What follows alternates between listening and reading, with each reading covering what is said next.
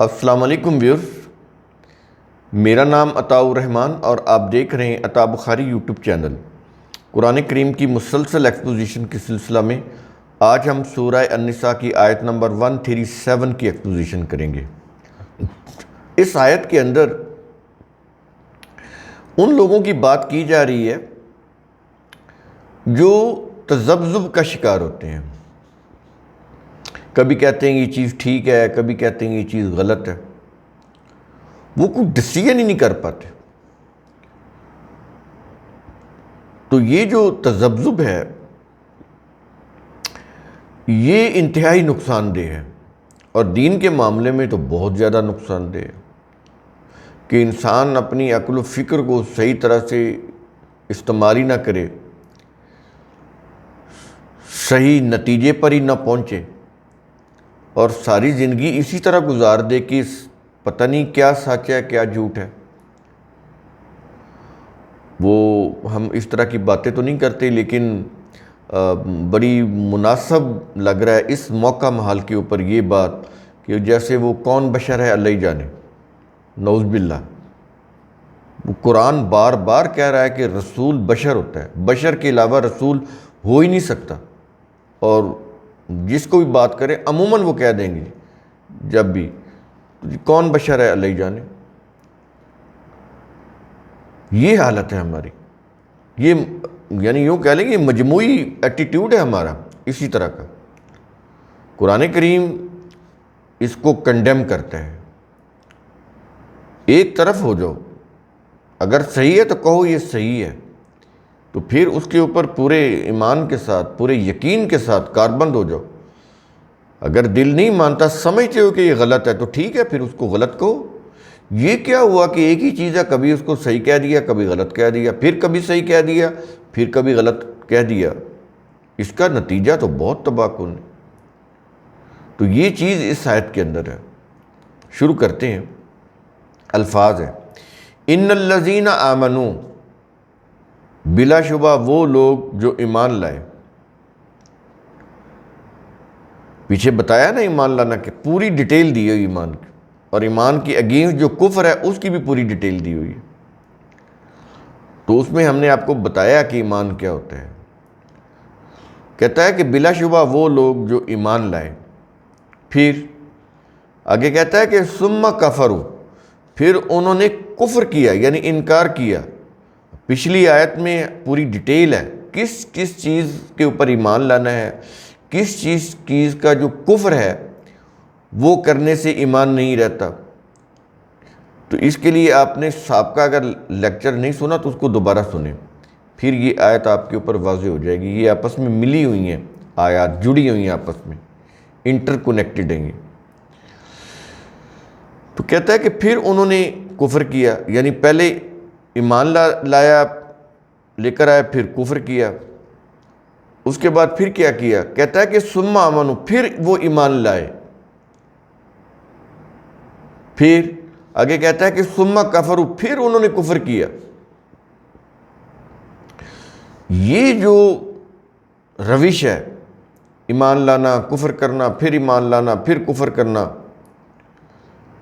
تو اس کا پھر آگے نتیجہ بتا رہا ہے کہ ہوتا کیا ہے۔ پھر اس روش کا نتیجہ کیا ہوتا ہے؟ کہتا ہے ثم ازدادوا کفرا، پھر وہ کفر میں زیادہ ہو گئے۔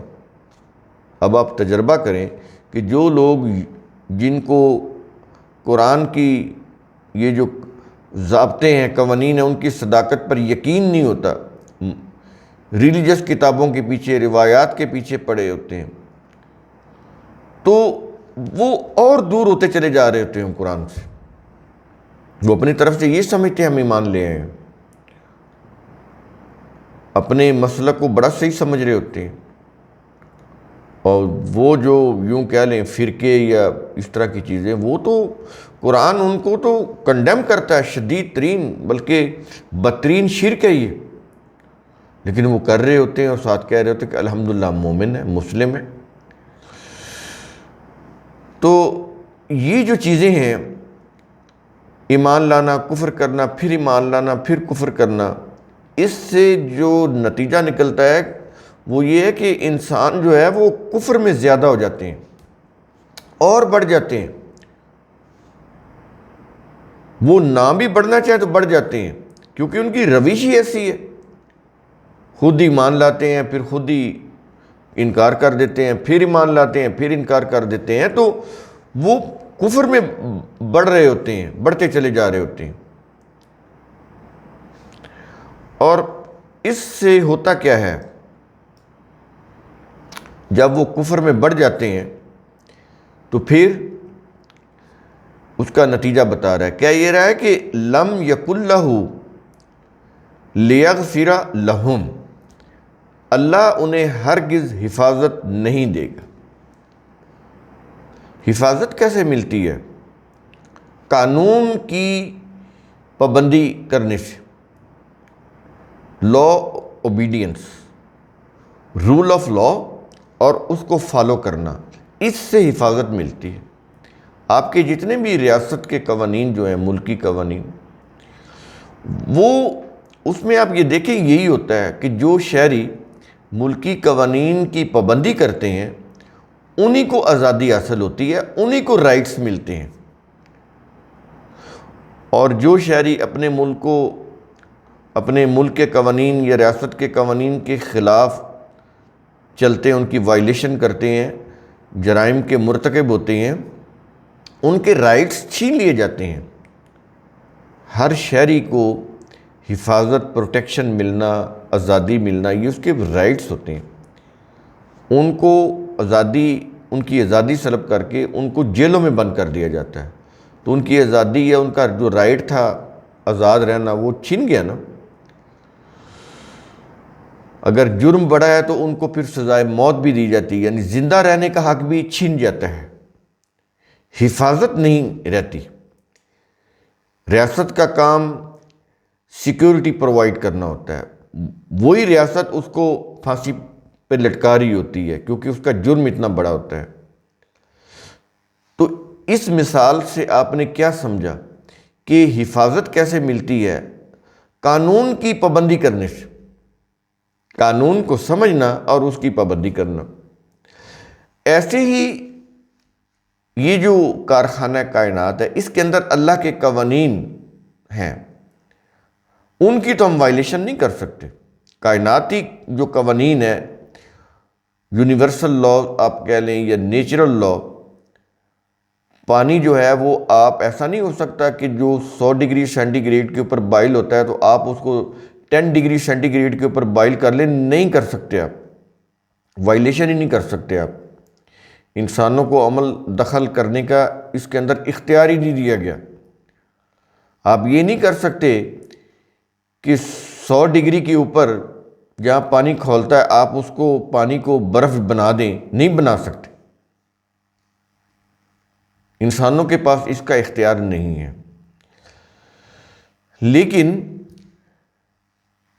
ایک تو یہ کائناتی قوانین کی مثال ہے نا، بالکل اسی طرح انسانوں کے ساتھ جو انسانی معاملات ہیں اس سے متعلق قوانین اللہ نے کتاب کے اندر دیے ہوئے ہیں، اسی کی روح سے اسٹیٹ کا نظام ہونا چاہیے۔ اسٹیٹ بھی تو لوگوں کے انسانی معاملات کو یوں کہہ لیں کہ وہ ان کی دیکھ بھال کرتی ہے، ان کے حقوق کی، ان کی سیفٹی کی، سیکیورٹی کی، وہ یوں کہہ لیں کہ وہ ضامن ہوتی ہے، اس کی ذمہ داری میں ہوتا ہے۔ تو جو بھی اس کے قوانین کو فالو کرتے ہیں، اسٹیٹ ان کو رائٹس دیتی ہے حفاظت کے، باحفاظت زندگی گزارنے کے، آزادی کے۔ تو اللہ کے یہ جو قوانین ہیں، اگر ان کو سمجھا نہ جائے، ان کو امپلیمنٹ نہ کیا جائے، تو پھر انسانی معاشرے میں حفاظت نہیں مل سکتی۔ مثال کے طور پر جھوٹ کو پروموٹ کیا جائے، دھوکہ اور فریب کو پروموٹ کیا جائے، ایسا نظام بنایا جائے جس میں جرائم کی حوصلہ افزائی ہو، بجائے کہ اس کی حوصلہ شکنی ہو، ان کے اوپر قابو پایا جائے، تو جرائم کی حوصلہ افزائی ہو، یہ اللہ کے قوانین کی وائلیشن ہوگی نا، تو پھر حفاظت تو نہیں ملے گی اس معاشرے کو۔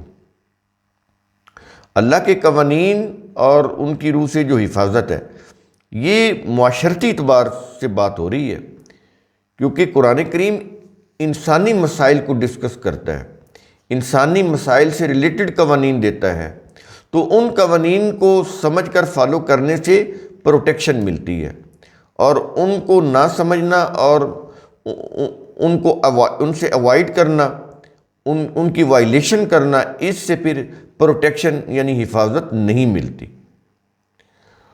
یہ چیز ہوگی۔ اور آگے کہہ رہا ہے آیت کے آخر میں وَلَا لِيَهْدِيَهُمْ سَبِيلًا، اور نہ انہیں صحیح راہ دکھائے گا، صحیح راہ نہیں دکھائے گا۔ کیوں؟ اس لیے کہ وہ تذبذب کا شکار ہیں، یقین محکم ہی نہیں ہے اللہ کے قوانین کے اوپر۔ کبھی کہتے ہیں ایمان لائے، کبھی کہتے ہیں نہیں ہم اس کا انکار کرتے ہیں۔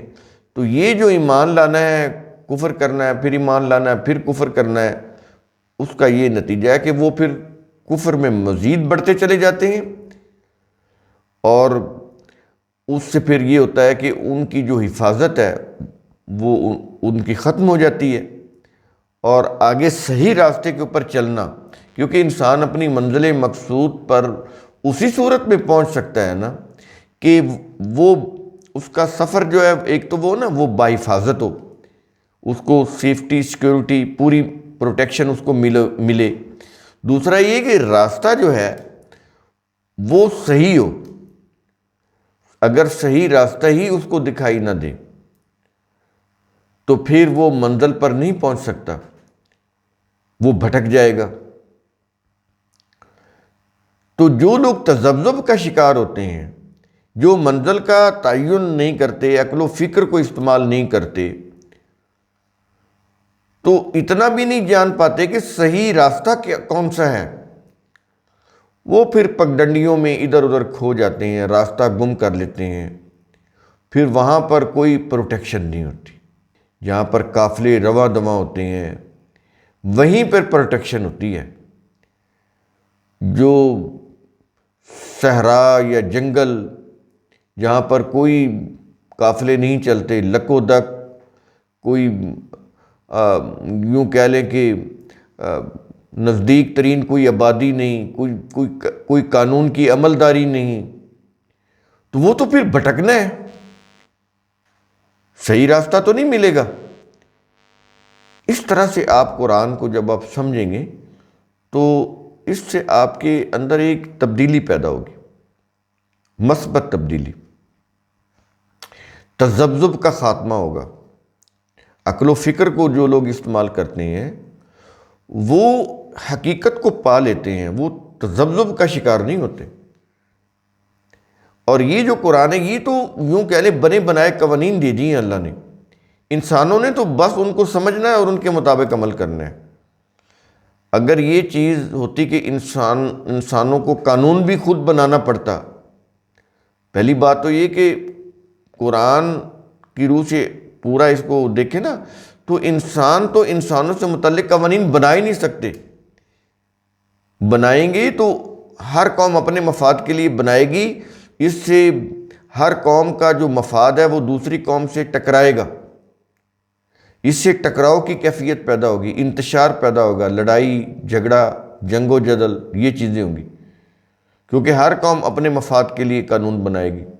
اللہ کا جو قانون ہے وہ تمام انسانیت کے مفاد کے لیے، اس لیے انسان یہ قانون سازی نہیں کر سکتا۔ اس قانون کی روح سے وہ کوئی اپنا آئین بنا سکتا ہے، قانون نہیں بنا سکتا۔ یہ چیزیں بڑی قابل غور ہیں۔ تو تذبذب کا جو شکار لوگ ہوتے ہیں وہ پھر کفر میں بڑھتے چلے جاتے ہیں، اس سے پھر ان کی حفاظت بھی ختم ہو جاتی ہے، اور ان کا جو صحیح راستہ ہے وہ بھی چھین جاتا ہے، اس لیے وہ پھر منزل پر نہیں پہنچ پاتے۔ ساری زندگی ان کی آوارہ گردی میں، وانڈرنگ میں گزر جاتی ہے، وقت بھی ضائع، پیسہ بھی ضائع، محنت بھی ضائع، ان کے ہاتھ بھی کچھ نہ آیا۔ تو بڑی قابل غور ہے یہ آیت۔ قرآن کریم کا اصول ثم تفکروا، اس کی روح سے آپ خود بھی سوچا کریں، سمجھا کریں، غور و فکر کیا کریں۔ شکریہ۔